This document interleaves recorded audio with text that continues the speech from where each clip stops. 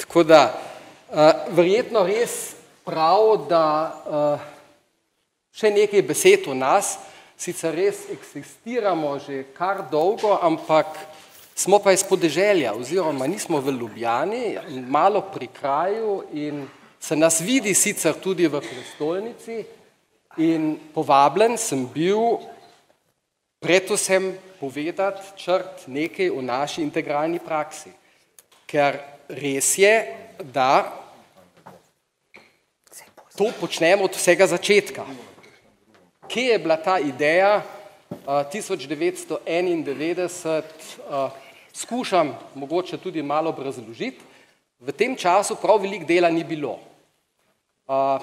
Ne za arhitekte, ne za inženirje, ampak ko smo se pa skupaj vzeli, smo pa znali nekaj narediti, kaj je trg takrat in pravzaprav danes še bolj potreboval.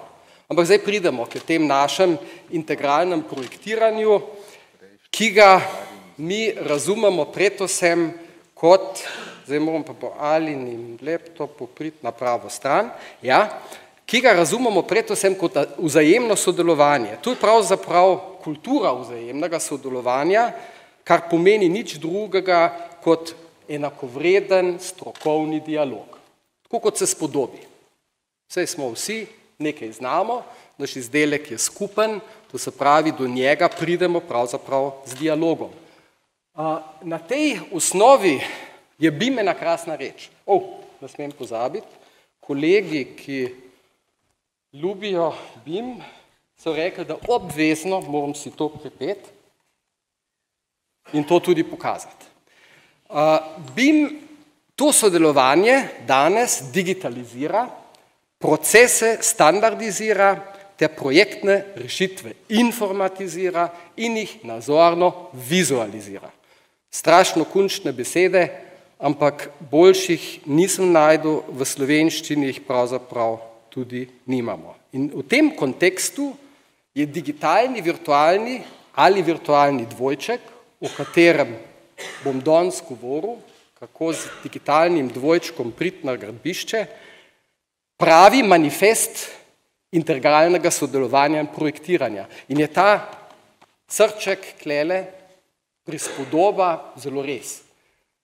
Imamo danes orodje, s katerim to sodelovanje lahko manifestiramo. Je verodostojno, preverljivo, malo zoprn, ker je treba biti zelo natančen, ampak nam pri usklajevanju izredno pomaga. Vseeno, kontekst našega podjetja je prav, da ga na kratko razložim. Tudi v tej razporeditvi strokovnih kadrov boste opazili, da smo kar uravnoteženi. To se pravi, je cirka 30 arhitektov in cirka 30 inženirjev skupaj projektiramo, pri čemer je seveda pestrost inženirskih kadrov precej večja. To se pravi, vas je več vrst kot arhitektov, ampak tudi arhitekti nas je vedno več, bomo rekel, posebnežev tudi na tem področju. Specializacija v naši stroki se na vseh segmentih zgodi in tudi specializacija zahteva na konec spet neko platformo ali pa ničesa, na katerem se srečamo. In BIM to je, kar bom skušal skozi samo predstavitev tudi nazorno prikazovati. Interno vodenje v našem podjetju pripada sodelavcu, ki to zna, ki ima kompetence, ki je, a me slišite? Ki ima kompetence, ampak tudi obvlada socialne veščine. Voditi ne pomeni komandirati. Voditi pomeni zelo dobro poznati svoje sodelavce, močne in šibke strani, ker nismo vsi zvezde na vsem področju, vključno z mano ne.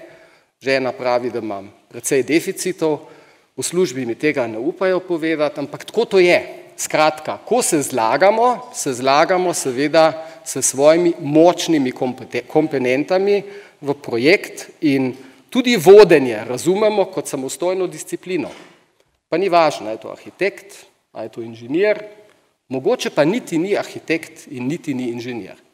Voditi je gotovo disciplina, ki jo zanemarimo, ker je ključna v procesu nastajanja naših rešitev. Zdaj pa filmček, zaradi katerega delujem zdaj malo bolj prosto.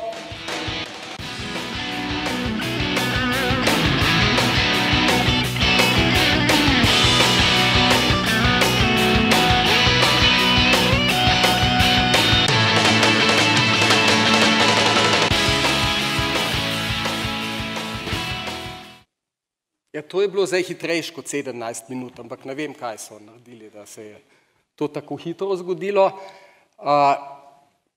Na tem primeru lahko tudi povem, da je prispodoba našega dela s orkestrom povsem na mestu. Orkester vodi dirigent, obstaja prva violina in če prenesem to prispodobo na projekt, ki ste ga videli, je bil res statik, konstrukter, dirigent, prva violina, to smo pa že slišali, je pa bil seveda arhitekt. Ja. Resnic je veliko, tudi vaša drži. Z digitalnim dvojčkom zgradbe, zdaj bo postalo delovno, z digitalnim dvojčkom zgradbe na gradbišče. Ja, tudi na IZS-ju sem vprašal, kaj pa je to digitalni dvojček.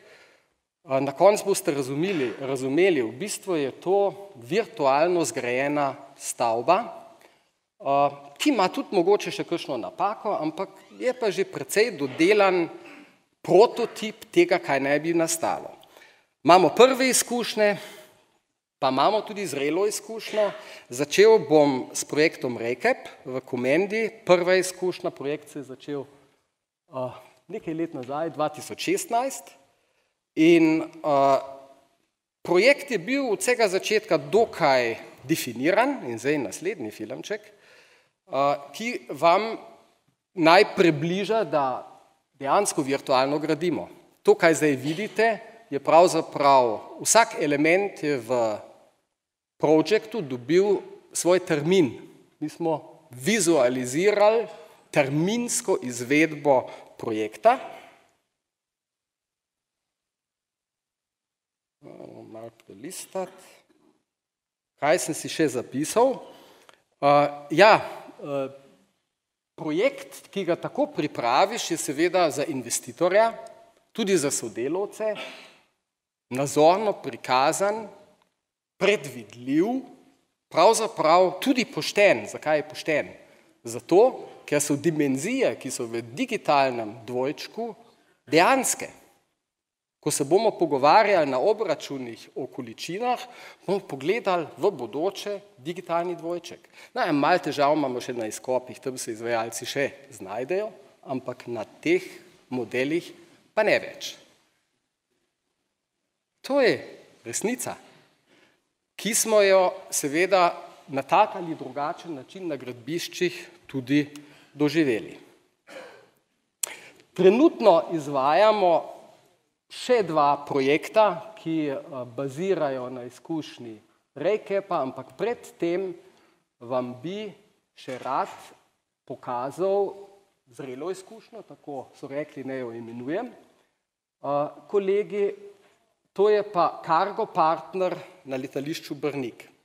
Tukaj je bila situacija v primerjavi s RECAP-om drugačna. RECAP, če se še malo vračam, mednarodni investitor je bil opredeljen delati z glavnim izvajalcem, to je njegova izkušnja in to je tudi na začetku projekta povedal. Situacija na Cargo Partnerju je bila precej drugačna. Investitor, to je zasebno podjetje v lasti gospoda Štefana Krauterja iz Dunaja, pa ne želi z glavnimi izvajalci delati. In tudi je zato nas poiskal, ker je slišal, da znamo BIM. Na te virtualizaciji, ki ni čista virtualizacija, ker na desnem delu vidite pravzaprav že fotografijo zgrajenega objekta. Zakaj vam kažem to sliko? Zato, ker današnja tehnologija se izredno približa realni sliki. To se pravi, tukaj že skoraj ne vemo več, kaj je kaj, ampak jaz smo inženirji, kakšen arhitekt je verjetno tudi med vami, ki je sicer inženir, to seveda razume. Za zaključene izvedbene sklope so bili dobavitelji in izvajalci izbrani že v fazi idejne zasnove, pravzaprav idejnega projekta, res izbrani, so bili izvedeni konkurenčni dialogi. Te konkurenčni dialogi nam prenesejo v procesu sploh projekta, ki je od vsega začetka zastavljen kot izvedba brez glavnega izvajalca, izjemno veliko. Ker dobimo za fazo PZI že ne samo nominirane, ampak izbrane izvajalce, ki so kandidirali v konkurenčnem dialogu s svojimi rešitvami in tudi svojimi cenami. Torej, investitor se je odločil za izvajalce po zaključku ali pa v fazi idejnega projekta, kar nam seveda ustvarja zdaj mnogo prednosti, predvsem projekt postane predvidljiv, pa še nekaj je res, projekt, ko bo narisan oziroma je narisan v fazi PZI-ja, je dokončen, ker je izvajalec svoje rešitve dovolj zgodaj implementiral v tridimenzionalni BIM projekt in tudi virtualni dvojček je pravzaprav zgradba, ki jo ni fajn rušiti, ker potegne za sabo mnogo intervencij, kot na gradbišču, pravzaprav nekaj dosti drugače. Dogovoril je, ne glede na to, da so bili projekti dorečeni, vztrajal je investitor na obračunu po količini izvedenih del. To je izziv v vsakem primeru, ker investicijsko vrednost smo seveda ob zaključku idejnega projekta tudi napovedali in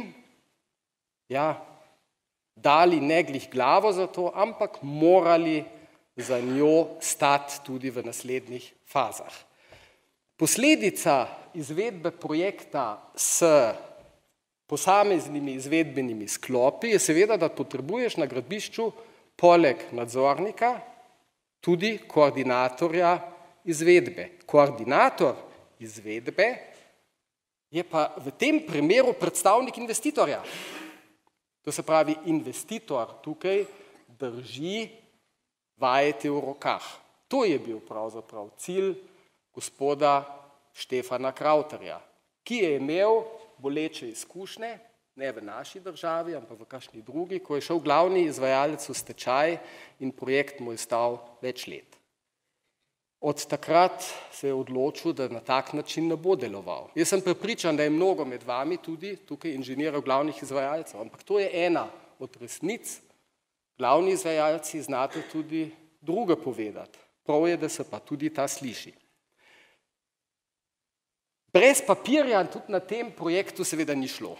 Virtualni dvojček je bil sicer v vsakodnevni rabi, je bil tudi osnova za obračun, ampak res je, da se izvajalci počasi le adaptirajo na novo tehnologijo. Tukaj moram pohvaliti vse izvajalce in dobavitelje, ki imajo sistemske rešitve danes že v svojih BIM modelih. Oni so bili tudi izjemno motivirani tukaj sodelovati s svojimi rešitvami in PZI dokumentacija je dejansko nastala izjemno natančna. Rezultat, ki ga tukaj vidimo, je tudi izredno majhen odklon od sklenjenih pogodb, ki so bili sicer, kot sem povedal, obračunani, dela obračunani po izmeri. Razlika je bila samo 1,5%. In to je vse našega gospoda Krauterja presenetil in na otvoritvi je odkrito bil hvaležen našem suportu projektu in je še nekaj priznal. 10% rezervnih investicijskih sredstev, ki jih tukaj ni porabil, je lahko namenil drugemu projektu. Tudi izvajalci so bili na koncu projekta s tovrstnim načinom dela zadovoljni.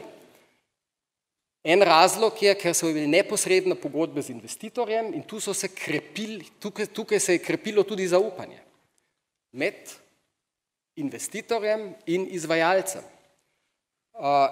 Koordinacija je bila neodvisna. O neodvisnosti bom še govoril nekoliko kasneje.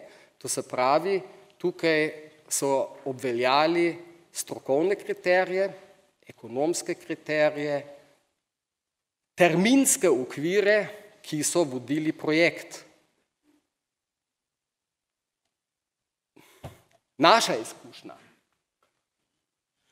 Tukaj mi ven tolče dejansko en podatek, ki je vezan na obseg del, 30.000 delovnih ur. Jaz sem si to malo preračunal, koliko let enega človeka to je dela. To je 18 let dela enega človeka na enem projektu. Tukaj nas je veliko kolegov sodelovali. In če ta graf zdaj dobro pogledamo, sem ga z namenom, da govorim o razširjenem obsegu storitev, tudi tako strukturiral. Vse, kaj je pod rdečo črto spodaj, je klasični obseg del, seveda celovit, ker mi delujemo integralno skozi projekte in izvedbo, kot sem povedal že od vsega začetka, to je naš način dela. To, kaj projektiramo, tudi najrajše spremljamo v fazi izvedbe s svojimi nadzori, seveda neodvisno od dobaviteljev in izvajalcev. To, kaj je nad rdečo črto, je razširjen obseg. V razširjenem obsegu je zdaj BIM in spet roko na srce, ta BIM nam dela malo težave. V ekonomiji, lastni ekonomiji projektov, ker BIM ustvarja nam dodatno delo. Je malo zoperen, je treba biti bolj natančen, dodelan, ničesar pravzaprav ne moreš več spustiti neobdelano, ker se ti to vrača, najkasneje na gradbišču, ampak v bistvu se ti vrača to takoj, ker je vse viden. Tudi investitorji v BIM-u so usposobljeni se sprehajati po modelu. To je gospod Pravter počel. In je imel mnogo idej, tudi med samim projektiranjem, kaj bi še rad spremenil. Temu je treba slediti. Reže nam kruh pravzaprav investitor. In zdaj, če malo še pogledamo časovnico in krivuljo, ki jo lahko primerjam z vašo, gospod Lenasi, je pravzaprav zelo podobna. Res je, veliko več dorečemo v fazi projektiranja, ampak smo pa dobili vseeno spet en pik s to koordinacijo gradnje. Koordinacija gradnje, zanimiv pojem. Hvala Bogu, da to imenujemo koordinacija gradnje, ker zakonodajalec to ne opredeli. Se smo si mogli nekaj izmisliti, po domače rečeno. Kaj je to koordinacija gradnje? Koordinacija gradnje je zastopati investitorja na gradbišču, če sklepa več izvajalskih pogodb. To je pravzaprav en zaupni odnos. Investitor nam zaupa, da koordiniramo pogodbene izvajalce, s katerim je on sklenil pogodbo. Zdaj smo inženirji tukaj, arhitekti tukaj. To je tudi lepa priložnost za neodvisne arhitekte in inženirje povečati obseg del. Ne obstaja samo princip generalnega izvajalca pri kompleksnih projektih. Obstajajo druge resnice. Več je resnic. To je ena od resnic, ampak siguren priložnost. Še en detaljček ali pa dva detaljčka na tem grafu. Konkurenčni dialogi. To je krasna stvar. Pravzaprav naredijo projekte tudi verodostojne, da smo na koncu prišli do pravih rešitev. Je pa kar nekaj truda treba vložiti, da konkurenčne dialoge izvedeš. S Črtom sva se pogovarjala, kako pa to pri javnih razpisih. Avstrijci, Nemci bazirajo na konkurenčnih dialogih tudi pri javnem naročanju. Mi pač to še ne znamo. Prej ali slej se bomo mogli to naučiti. Usklajevanje poteka gradnje, zato imamo precej veliko časa. To je tale sredinski vijolični del in ga tudi potrebujemo. Za vsako gradnjo rabimo danes bistveno več pripravljalnih aktivnosti iz več razlogov. Ker ne improviziramo ali pa nočemo improvizirati na gradbišču, ker se industrializiramo tudi v gradbeništvu, ker je logistika postala eno od ključnih elementov efektivne gradnje. Na primeru Cargo Partnerja je dobavitelj montažnih elementov, elemente potegnil iz 4 držav, da je lahko sledil terminskemu planu, ker kapacitet v slovenskem prostoru, zgolj v slovenskem prostoru, v terminskem okviru, ki je bil zastavljen, ni bilo. Logistika, pojem, s katerim se bomo vedno več ali pa se moramo intenzivno ukvarjati tudi pri gradbenih projektih. Lahko bi še veliko povedal, ampak raj naredim to. Celovita integralna storitev, o kateri govorim, tle seveda vključujem BIM, konkurenčni dialogi, tudi koordinacije gradnje, je pravi generator povratnih informacij. Če projektiraš, rabiš uporabniške izkušnje. Uporabnika objekta. Moraš vedeti, kako pravzaprav v fazi, tle se spet klicujem in potrjujem kolega Lenasija, seveda je treba imeti pri projektiranju vsaj malo bolj kompleksnih objektov upravnika stavbe že v projektnem timu. Sicer bomo nekaj naredili, kaj se bo nam zdelo prav, obratuje pa, ko obratuje. Samo to je praksa pač takšna. In če projektanti, arhitekti in inženirji nismo prisotni pri pripravi gradnje in tudi v sami gradnji, seveda teh feedbackov ni. Feedbacki so pa plusi in minusi.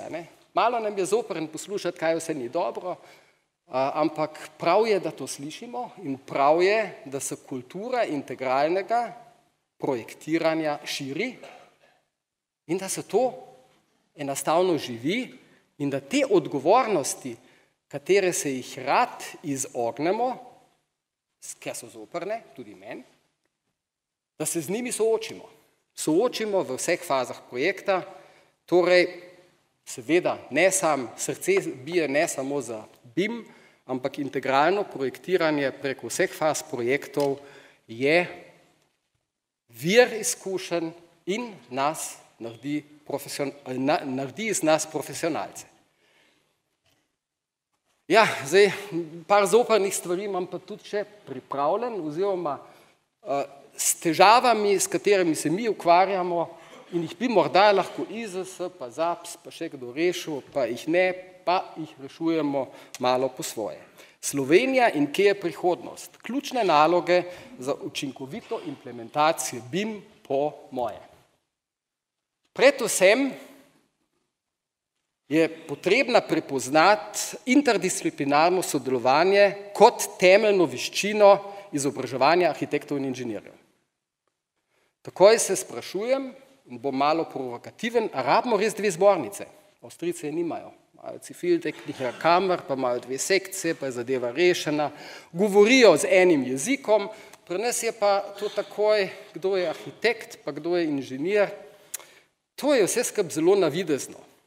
Mislim, da ne potrebujemo tovrstnih vprašanj, ker niso relevantne, ker so navidezne in nam nič ne pomagajo, ker kvalitetno sodelovanje rezultira v usklajene rešitve in le te so ustrezna podlaga za uspešno gradnjo. A je tako, izvajalci?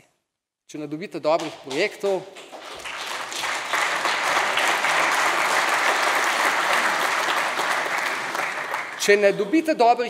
ne morete dobro graditi, čisto enostavno. Zdaj ta digitalni dvojček, ki mora biti, če v njem bo, zelo izrabljen pojem je pravzaprav tudi BIM, mora biti celovit. Vsaj vse relevantne stroke se morajo v njemu znajti. In ta BIM čaka na te stroke. Ima prostor za njih, je pripravljen jih te informacije digitalizirati, jih informatizirati in danes s BIM modeli ustvarjamo množico enih podatkov, tudi mi, in ne vemo, kaj z njimi. To je realnost. Te podatke so, pa ne samo so, te podatke mora biti, tako kot sem prej povedal, biti standardizirani. Standardizirane popise ali ribariti v kalnem. Spet sem malo provokativen, ampak to tako je. če nimamo standardiziranih popisov, ne bomo imeli ne korektno statistiko, ker jo ne moramo voditi. Sosednje države, tle bom Nemce citiral, ki imajo ta BKI, za vsako deželo manjši okraj izdelajo za vsako sleherno popisno postavko povprečno ceno prejšnjega leta. In tam projektant lahko vzame v roke to številko in realno oceni investicijo. Pri nas to izkustven, pa malo na meter kvadrat, se bo, ja, glih profesionalno to ni. In z BIM-om to tudi ne gre skupaj. Pravzaprav rabimo specifikacijo in popisov. Ni druge in kaj smo naredili? Kot prvo smo se ozrli na okolje, smo rekli, obstaja DIN standard, Ö-norma, hitro smo se zataknili na Ö-normi, mislim, da je to A2063 Ö-norma, ki standardizira popise in zelo zanimivo, zelo podobno kot naše gradbene faze. Glej ga zlomka. Avstrijci pa mi pa nekaj skupnega imamo, saj gradbene faze, ker DIN nam ni štimo, DIN to malo drugače ureja. In kaj smo potem naredili? Nič drugega, kot se naslanjali na ta standard in bistvena ali pa pretežni del gradbenih postavk prevedli in po svoje šifrirali. In jih imamo zdaj v BIM modelu. Na ta način tudi ustvarjamo, ker smo seveda, kot ste videli prej, v vseh fazah projekta prisotni, seveda lahko vodimo tudi lastno statistiko gradbenih cen, ker pač slovenske ni, drugega nam ne ostane. Zakaj jo nimamo? Imate odgovor na to? A kdo ve, zakaj jo nimamo? Dam en pir. Črt, zakaj jo nimamo? Kaj?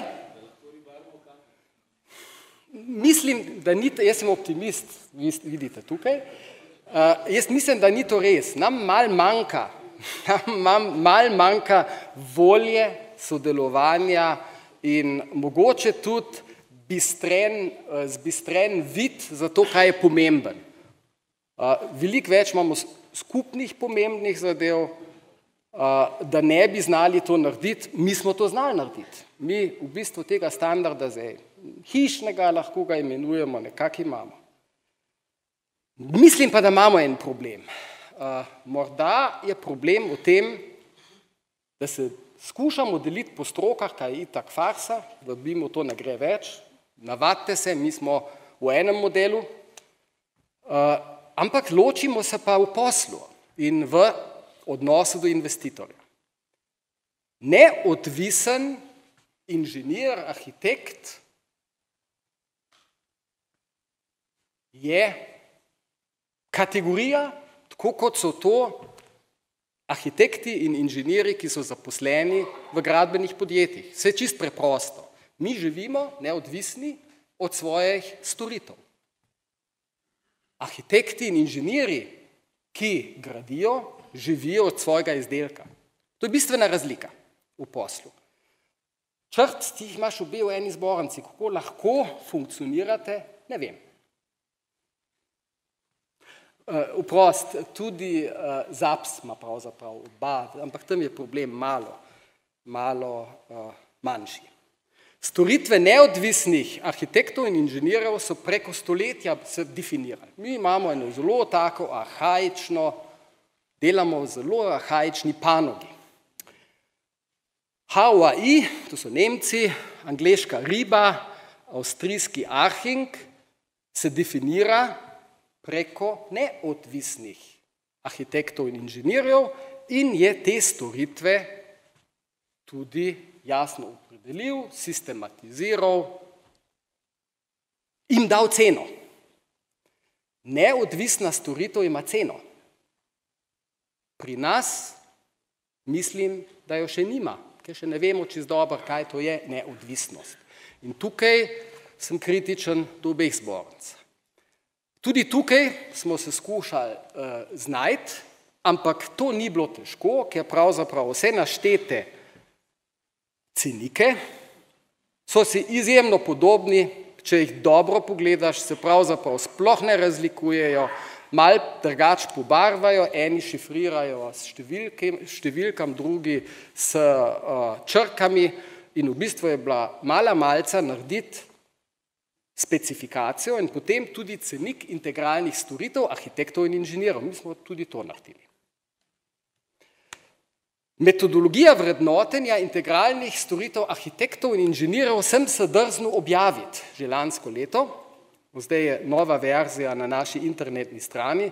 Ja, to je CR koda, jo lahko dol poberete in dobite direkt cenik.